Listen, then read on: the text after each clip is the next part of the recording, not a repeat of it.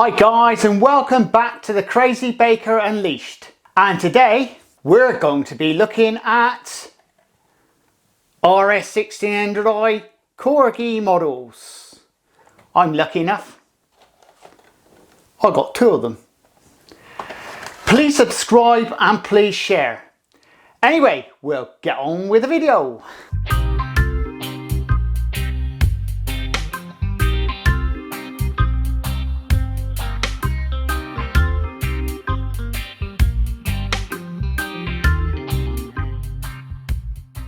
This is the Corgi RS1600i 453 and it was produced in around about 1981. A little bit about the RS1600i. It was the first Mark III Escort to carry the Rally Sport badge. Also, it's the first front wheel drive. This is a limited edition produced between October 82 and June 83. It was primarily for qualifying in the Group A motorsport, which demanded a minimum of 5,000 units. Although production figures are available, it's believed that Ford Germany factory made between 5 and 10,000 units, which around 2,700 came to the UK. Performance was from a 1600 fuel injection engine, very impressive, with 115 bhp on tap, an acceleration from 0 to 60 in just over 8 seconds. Top speed at around 115 miles an hour. The first thing you notice with the Corgi RS1600i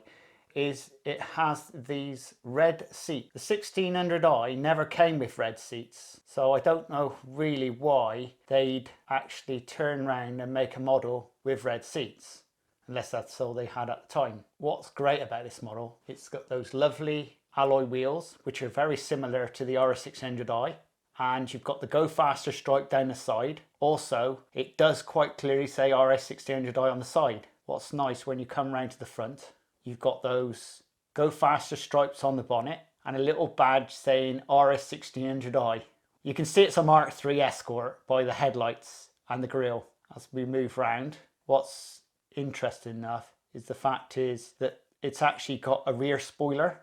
And what's good about this one, the actual doors actually open on this model. And in fact, looking at the door itself, it's got the detail of the RS1600i door itself.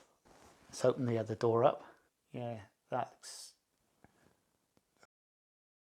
Obviously this is 1980s, and the value of this model back in 1981 was £2.65.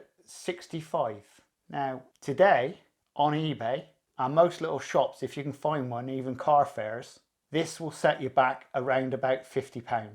What I call a reasonable model in one respect. It's not like today's models where they've got spent a lot of time making them. This is, you can see this is just British made model. It's well worth buying. If you can get one under £20 now, you're doing yourself well. But on the open market, this model will go for around about £50. It's a still very sought after model. Hi guys, I hope you enjoyed the video. These models are starting to be like rocking horse muck.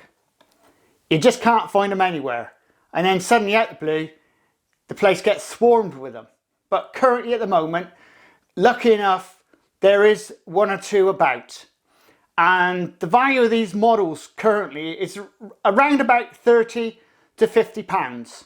So depending on the type of box you've got and the condition, it's all down to the condition at the end of the day.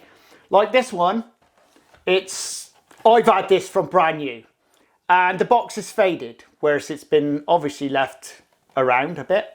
But the model itself is perfect and the interior is perfect. It's just a bit of fading on the outside. Whereas this one is absolutely, the box is perfect almost, apart from the film, which that can always be replaced. There's plenty of film you can actually replace that with to make it like brand new if you wanted to. But even that, even saying that, the models you see on eBay and Amazon, if you see these, they are around about the £50 mark.